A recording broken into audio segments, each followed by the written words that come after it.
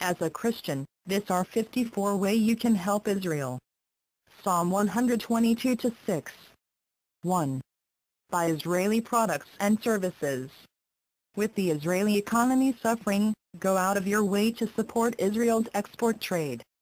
www.shopinIsrael.com, www.usaisrael.org, www.israeliwifhes.com, and www.israeliproducts.com allow you to buy Israeli products directly. www.shorashim.net is an online tourist gift shop. When in the grocery store, look for brands like Elite, Telma, Awesome, and Ahava beauty products, even if you have to pay a few more dollars for Israeli products. Ask the supermarket manager to order these items specifically. Buy Israeli wine to bring as a gift when you visit friends. Home Depot and other stores have many made-in-Israel products, especially plastics. www.israelexport.org lists the names of products sold in the USA. 2. Speak out. The next time you hear something that puts down Israel, don't wonder to yourself, what is anyone going to do about it? No Jewish organization or Israeli consulate can fight the propaganda war on every front, so don't assume they will. You be the anyone and pick up your pen or keyboard and start writing. Write a piece for local newspaper, set up information tables at your high school or college, or simply talk to people. Be a roving ambassador for Israel by explaining the true facts to everyone you meet. Even the cashier in the supermarket needs good information. You never know how your contribution may affect someone else's views. The possibilities are endless.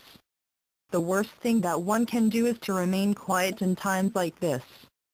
So do something. 3. Get the facts. The Internet is a great resource for getting an accurate picture of what is really happening in the conflict.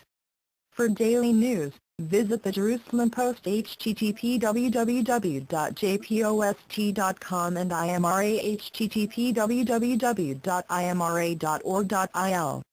For crucial background information, read Israel, A History by Martin Gilbert, From Time Immemorial by Joan Peters, and Myths and Facts by Mitchell G. Bard online at http://www.us-israel.org/jsource/myths/mftoc.html.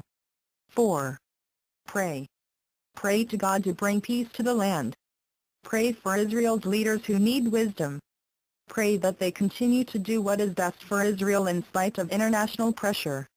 Pray for the safety of Israeli civilians who are targeted by suicide bombers. Pray for the protection of IDF soldiers as they root out every last terrorist. Ask God to heal Israel's wounded soldiers and civilians and to thwart future terrorist attacks. And pray for the Arabs to realize the true nature of their leadership and doctrines that teach hate and murder. Regardless of your level of observance, you can add a request for Israel to your regular or even irregular prayer regimen. No prayer goes to waste. You can send prayers via the Western Wall at www.thewall.org. Cry out for God's compassion, because the gates of tears are never closed. And remember, God is in ultimate control. He has done miracles before and will do them again. 5. Phone Israel. Pick up the phone and make a solidarity call to your Israeli friends and relatives. If you don't know someone personally, ask someone who does. Call that person in Israel and assure them that you share their pain and understand what they're going through. Commend that person for having the courage to live in Israel now. Let them know they are not alone. 6. Protest bias in the media. The media has a powerful influence on public opinion and government policy. When you discover a piece of bias, immediately contact the news agency and complain. Keep your remarks respectful and stick to the facts. Build a list of email addresses of friends and colleagues, so when you discover bias, you can alert others to also file a complaint. There is power in the number of responses, even if your specific letter is not printed. You can join a Media Watch email list at www.honestraporting.com, which gives guidelines for how to be effective in contacting the media, and has over 25,000 subscribers protesting biased news against Israel. 7. Give Tzedakah. Give some charity every day for Israel. Encourage others to give charity for Israel, too. One person wrote, "Because our church has been forced to cancel their annual trip to Israel, we are sending our money anyway to the tour guides and bus driver." 8. Empathize with terror victims.